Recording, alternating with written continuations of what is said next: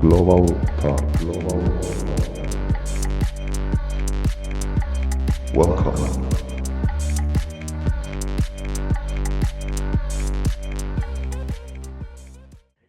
Hola amigas y amigos, bienvenidos a un capítulo más de Global Talks. Estamos muy felices porque hoy tenemos un invitado de lujo. Ahorita van a ver de quién estamos hablando. Y bueno, por supuesto, antes que nada, me gustaría agradecerles que nos están siguiendo en un capítulo más, en donde hablamos de grandes temas, en esta ocasión de un tema deportivo, pero sobre todo la vinculación que tiene con el sector empresarial. Y bueno, si me permiten, voy a platicarles un poquito sobre este gran atleta que hoy nos está acompañando, Carl Lewis. Welcome to the state of Guanajuato, Carl. Thank you. Y voy a presentar brevemente una biografía de Carl. Carl es apodado el Hijo del Viento, considerado como el mejor atleta de todos los tiempos. Debutó como olímpico en los Juegos Olímpicos de Los Ángeles en 1984, obteniendo 4 medallas de oro, igualando la marca mítica de Jesse Owens en los Juegos de Berlín en 1936. Ha logrado obtener nada más y nada menos que 10 medallas olímpicas, de ellas 9 de oro, y con esta experiencia, talento, capacidad e inspiración, ha utilizado su fama a través de su fundación para empoderar a jóvenes y adultos y familias por medio de actividades de atletismo. Es actualmente entrenador de la atleta olímpica guanajuatense Ceci Tamayo, a quien también entrevistamos hace unos momentos. Y bueno, pues estamos muy felices de tener a Carl. Carl, welcome to the state of Guanajuato. It's an honor to have you here in Foro. So everybody is very happy about your conference, and if you agree, we can get started with the questions. The first one is regarding the you are a reference not only in the Olympics but in the motivational world. Uh, you are inspiring people all over the world. Please tell us how do you decide to start running? In which what is the moment? The Well, I start have a moment? unique story, very good story. My mother, back in the 1960s, was teaching, and she wanted to coach girls. Oh, wow. Um, they did not have track and field for girls in our area, so she kept asking for it. They refused to do it. So in 1969, she and my father started a program for girls. And Wow, great. so that first year, my sister and I was 8, my sister was 6, Carol, and we just played in the sand pit, the long jump pit. Well, the girls, 6 girls, went out and started their program. And the next year, Mhm. boys asked to join, so boys joined. So that's when I started at 8 years old, and my sister's 6. We started running actively at 9 and 7. Mhm. 9 years old. Yeah, because my Wow. mother, Yeah. like I said, because my mother wanted access for girls. So if it wasn't for my mother wanting girls Mhm. to get access, I would not have run. And I'll tell you something, she passed away last year, Oh, but until the end, whenever I would go or coach or work with someone, she'd say, "Well, how did the girls do first?" It never stopped all the way to 93 years old. How did the girls do? So it wasn't prepared for boys, only for girls It in was the for beginning. girls. And then Wow. boys like, what about us? Yes. And what happened later? You get started at 9 years old, but what happened later after you get? Well, as my career, Mhm. and I would say I have 2 real careers, really Mhm. 3.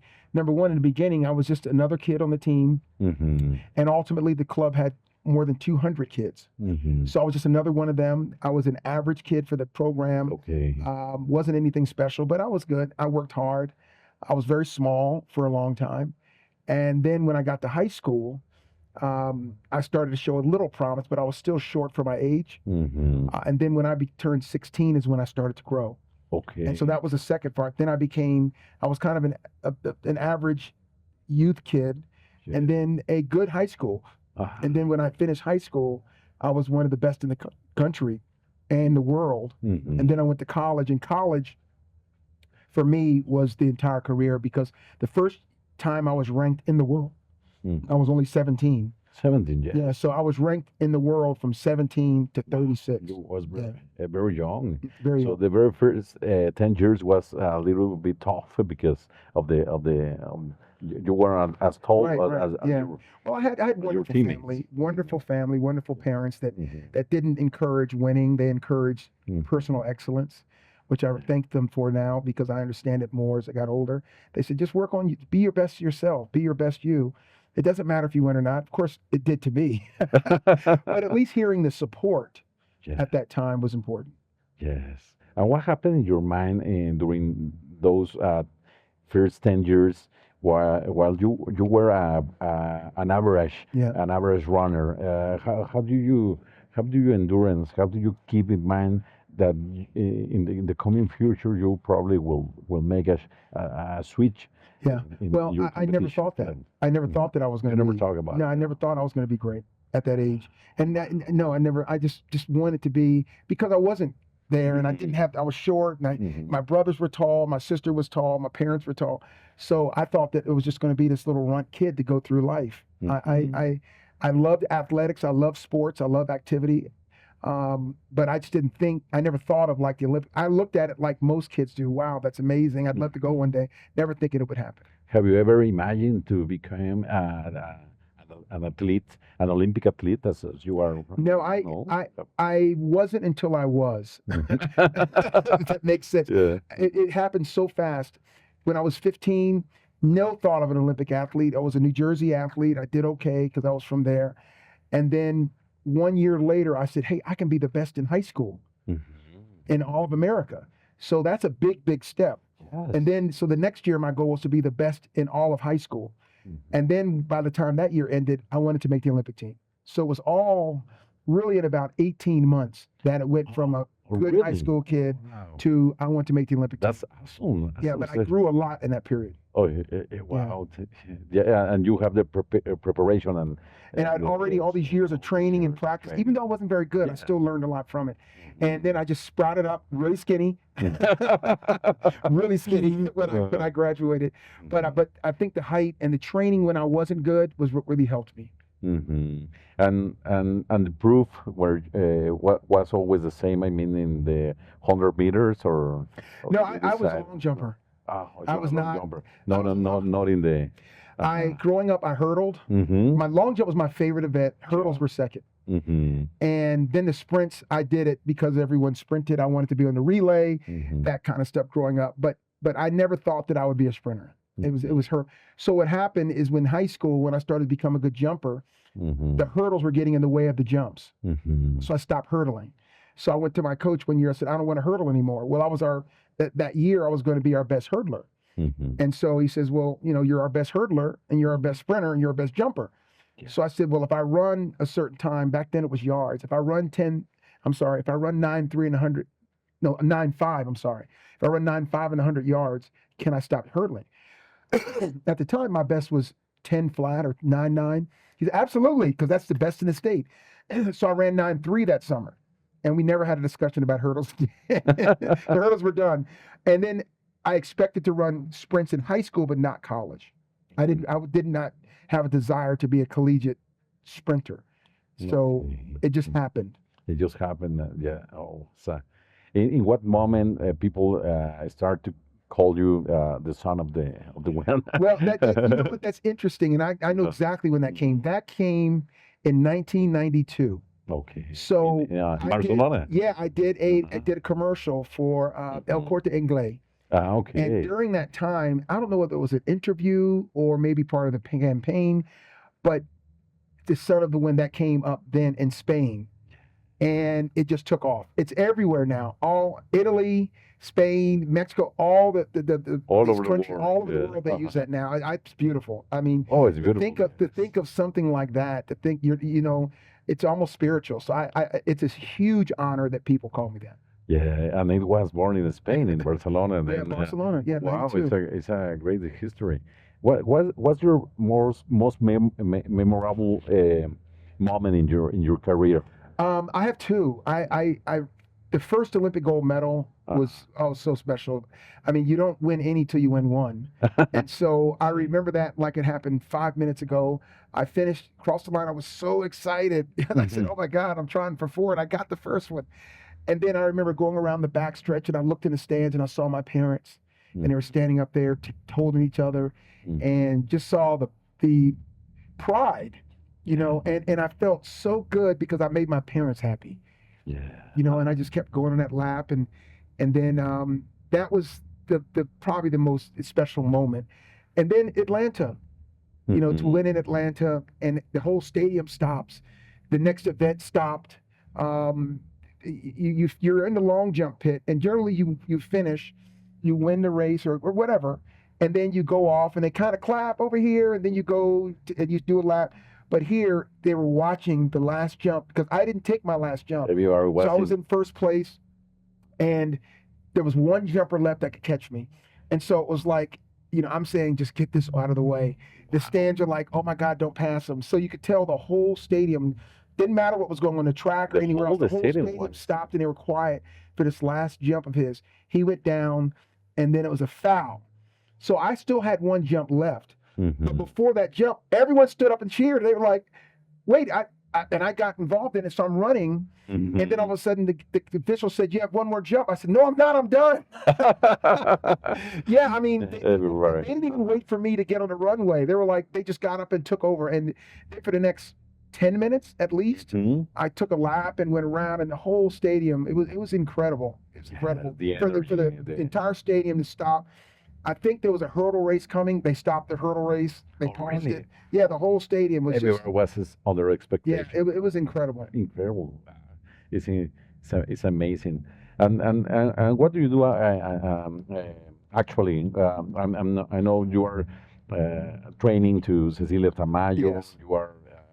You told me before getting started this podcast that you are coming back from Berlin. Hmm. So what Carl Lewis is actually It's doing complicated, but this? good. But good. I'm the head coach at the University of Houston. I share Mhm. that role with Will Blackburn, which is nice because when you work in college, Mhm. everyone wins. Because Mhm. when I don't coach athletes outside of college, beyond college. I have youth programs, but I don't coach there because when you're in college, most athletes are never going to go to the next level. They know that, we know that. It's okay, Okay. but they can all get a degree. Yes. So everyone can win. So, and we have access to scholarships to give to kids that Mhm. advance their lives. So I really enjoy that. I still have a wonderful relationship with Nike, which I've had for the most part since 1981. Okay. And then I still do appearances and events and things. So stay really busy. I Mhm. just came back from Berlin. I was doing a couple of things there as a company that I'm an investor in. I was there in Berlin. So Okay. I'm just staying occupied and busy. And it's an exciting time. It's a fun time. Yeah, man. Yeah, you are a legend, and I was talking with Ceci, and Ceci told me something very interesting. She was telling me, Carl Lewis is not only an excellent athlete, but he's an excellent trainer because he can transmit. Because sometimes you find out excellent athletes, but they don't have the capability Right. to train. And in Carl Yeah, Lewis, I have both. to So, communicate. yeah, Well, to I'm communicate, yes. I'm fortunate because number one, I had the greatest coach of the 20th century. Tom Tellez was the best. His temperament was the best. And Mhm. then as a kid, I watched my parents coach all of these athletes. And I didn't know that I was learning how to work with young people. But whether we liked it or not, I just watched them. And they Mhm. treated me just like all the other kids those days. Sometimes I'm like, yeah, I'm not getting enough attention. And then they'd say something, I'll say, I didn't know you watched that.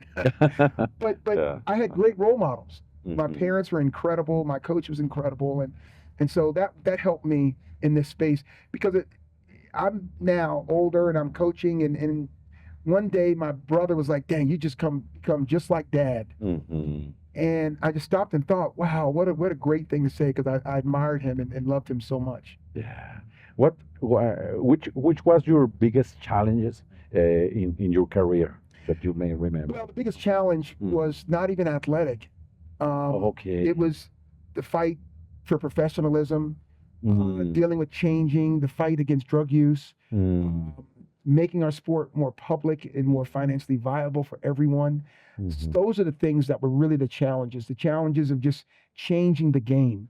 Because in sports, you're competing against other people, and you know that. mhm, And of course, you want to beat me. I'm good. I want to mhm. beat you. You want to beat me. Okay, that's fine. We got that. But when it came to the federation, we wanted to change things for the better, and they wanted it to stay the same. So there Right. was this big fight of both ways of everything you did, they tried to undermine it. Mhm. And that was the toughest thing, the fight for professionalism and the drug problem. Yeah, it's a big issue, isn't it? Yeah. So thank you very much for your time, Mhm. Carl.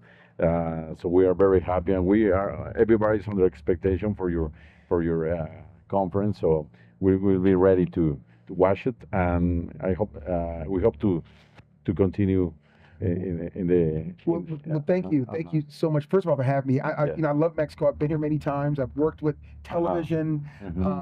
I've and just having a joy working with Cecilia, Oh and yeah. she's a she's a national record holder. Oh yeah. And the thing is with her, first of all, she's just this beautiful young woman. Oh yes. But Yes it bigger is. than that, she came in as a raw person, put her time in, and she left here as a national record holder. She has a contract with Nike. She's been to the Olympics. I mean, it's just exciting. And so my job now is to help her get to the final, to the next level. To the next level. Yeah, Yes. yeah, because Yes. she's there now, but she has to get to the top, and that's Yes. it. To the next Olympic Games Yeah, probably, and then next 20 Olympics, in two more 28. at least. Oh, two more. Two Yes. more. Two She more. has two more. Yeah. Yes, because she's very young. Yeah, she's still Yes. young, Sí. and we Ajá. have this year we had three athletes that went to the Olympic Games, so that made it a lot more interesting for them. Mhm. But yeah, two more games. Besides Ceci, are you actually training other athletes? Yeah, Or? just athletes related to the University of Houston. This Okay. year, Ceci had two teammates, University of Houston teammate. One was Sean, was a teammate that got a silver medal, Mm-hmm. and then Louis got a bronze medal. So two kids that were on the team this year Mm-hmm. got a silver and a bronze. So that was very exciting, and I know she was really happy about it. And but it lit a fire. She saw Mm-hmm. that and said, "They were my teammates. I can do that." So we Mm-hmm. came back. The first thing she said is, "What I did was great, but we got to get better." And Yes. now we're doing some things to work to get better and to get stronger, to get faster. Excellent, excellent. So, thank you very much for everything. Thank you for sharing with us your all your memories, and we have a lot of things to learn from you, from Ceci, and let me make the close Yeah. for Okay. the Global Talks. Muchísimas gracias, muchas gracias a todas, a todos ustedes por acompañarnos. Estamos muy contentos porque en tan solo unos minutos tendremos la conferencia más esperada de este Foro Go, que es precisamente escuchar el testimonio de Carl Lewis y por supuesto de Ceci Tamayo, que son un gran equipo. Y bueno, pues los esperamos muy pronto en el próximo capítulo de Global Talks y muchas gracias por acompañarnos.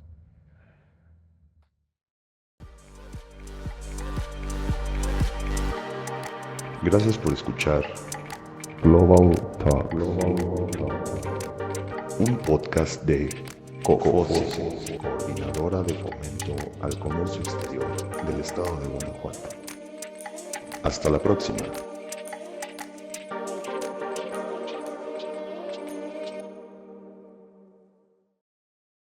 Coordinadora de Fomento al Comercio Exterior, Guanajuato, Gobierno de la Gente.